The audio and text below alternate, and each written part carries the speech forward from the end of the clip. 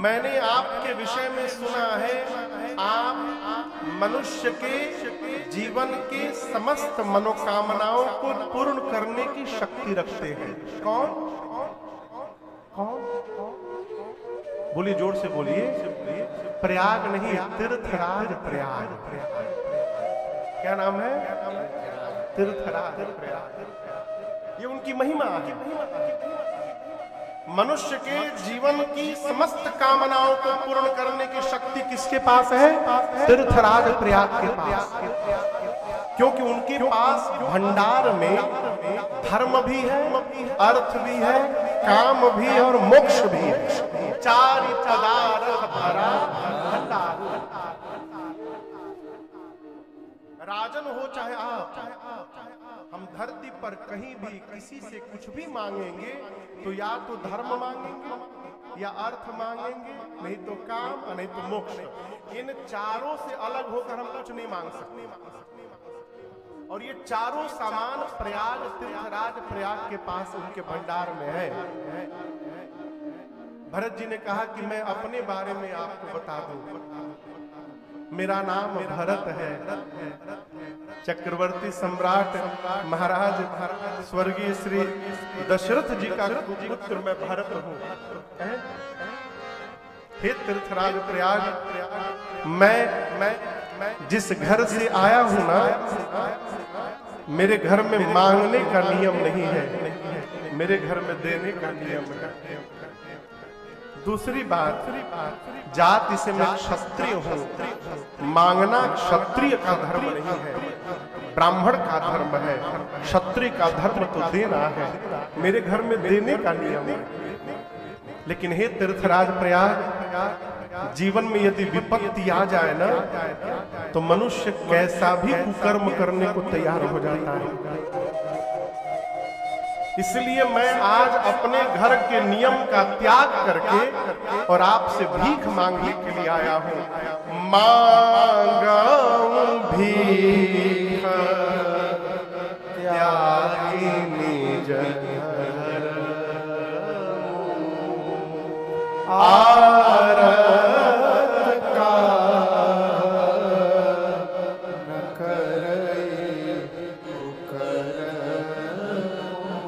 मैं अति आर्त भाव से आपसे भिक्षा मांगने आया हूं। भरत जी की बात सुनकर तीर्थराज प्रयाग ने कहा, मांगिए भरत जी, मोरे नहीं यदि अकुछ तो ही। मैं आपको कुछ भी दे सकता हूं, आप जो मांगिएगा दूंगा। मांगिए, क्या चाहिए आपको? धर्म भी है, अर्थ भी है, काम भी है, मोक्ष भी मेरे पास है। आप जो मांगिएगा मैं दूंगा। भरत जी बोले, क्या बोले? धर्म, अर्थ, काम, मोक्ष। सबसे पहले मेरी बात सुनिए, मैं यहाँ अर्थ लेने नहीं आया हूँ। अर्थ को तो मैं छोड़ करके आया हूँ। अर्थ मुझे मिल ही रहा था। इसी अर्थ ने भरत के घर में अनर्थ कर दिया है, इसलिए मैं आपसे अर्थ लेने नहीं आया हूं।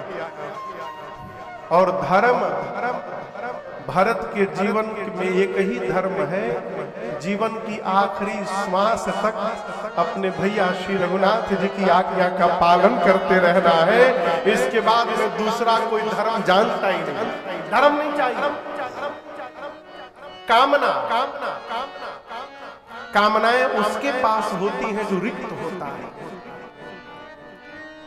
पूर्ण को प्राप्त करके जीवन में कोई अपूर्ण हो ही नहीं सकता।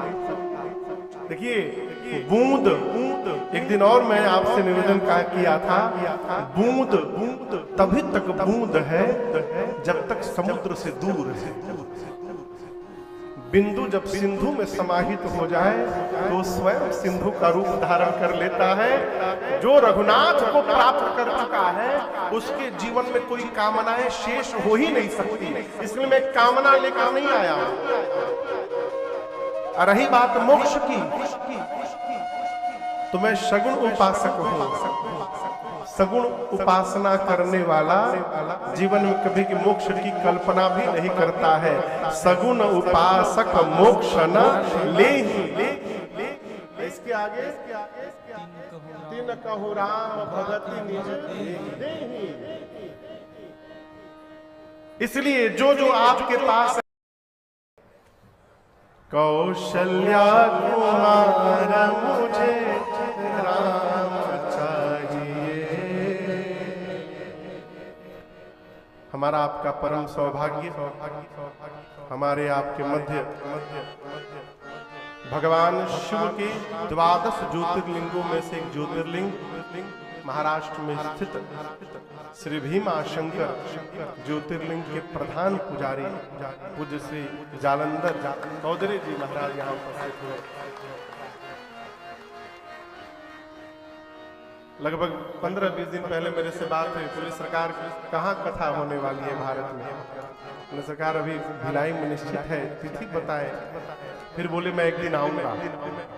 तो भीमाशंकर से केवल कथा श्रवण करने के लिए सरकार यहाँ उपस्थित हुए। बहुत बहुत स्वागत।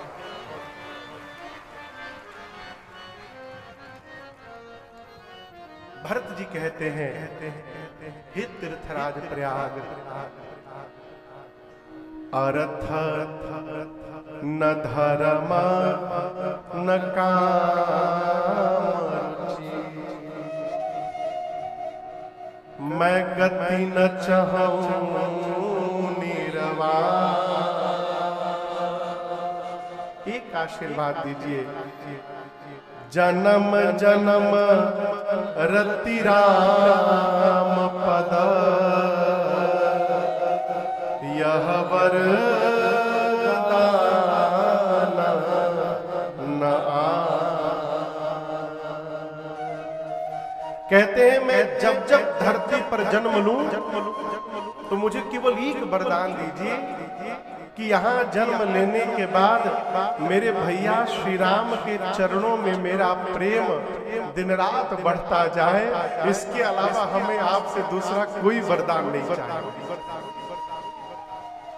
और आप समझिएगा, किसी से भी किसी भी देवता से यदि कुछ मांगना है तो यही सर्वश्रेष्ठ साधन है मांगने का। इसके अलावा कुछ मांगना भी नहीं चाहिए। क्या मांगना चाहिए? अपने इष्ट में प्रीति। आप में से भगवान श्री कृष्ण के कितने भगत हैं यहाँ पर? कन्हैया वाले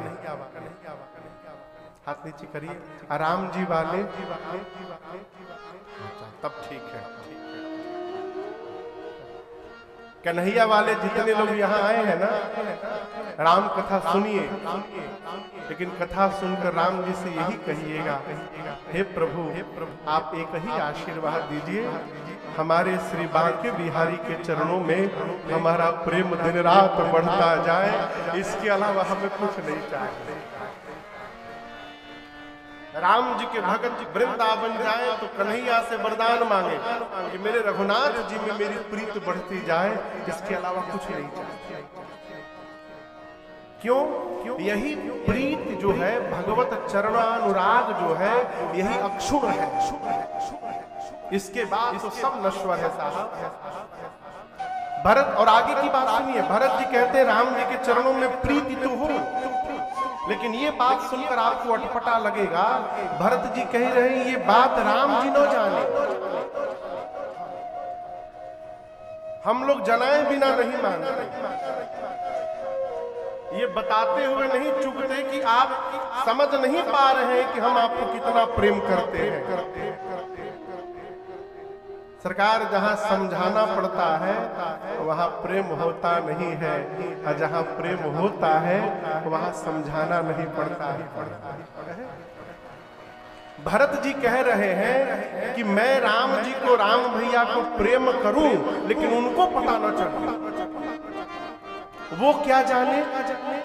जानहि राम कुटिल करी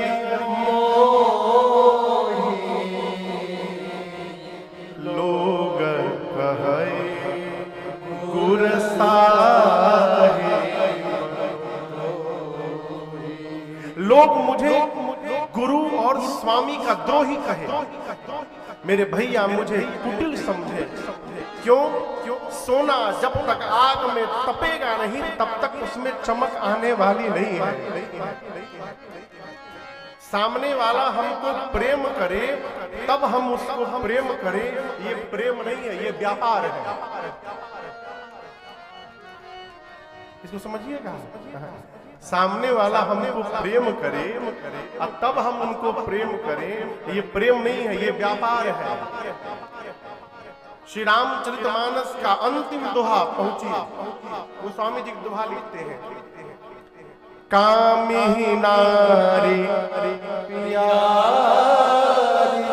कई लोग को याद होगा, बोलिए, लोभी प्रिय तिमि रघुनाथ निरंतर प्रिय लागहु मोहि। वो स्वामी जी कहते हैं, जिस प्रकार कामी व्यक्ति स्त्री को प्रेम करता है, जिस प्रकार लोभी व्यक्ति धन को प्रेम करता है, हे रघुनाथ जी मैं भी आपको उसी प्रकार प्रेम करूं, ये हमको वरदान दीजिए। किसने कहा? किसने कहा? गोस्वामी श्री तुलसीदास जी महाराज।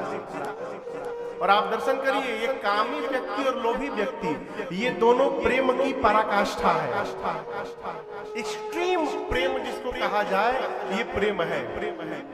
तो जब दोनों पराकाष्ठा है तो दो बोलने की क्या आवश्यकता थी? एक ही से काम चल जा रहा है। गोस्वामी जी एक ही बोल रहे हैं, लिखे कामी ही नारी प्यारी जिमी। इतना लिखने के बाद गोस्वामी जी कलम रख दिए, तो मैं गलत लिख दिया। क्यों? कामी व्यक्ति स्त्री को प्रेम करता है, लेकिन मन में कहीं ना कहीं ये भाव रखता है कि जैसे मैं स्त्री को प्रेम कर रहा हूं, वो स्त्री भी मुझे प्रेम करे। तो गोस्वामी जी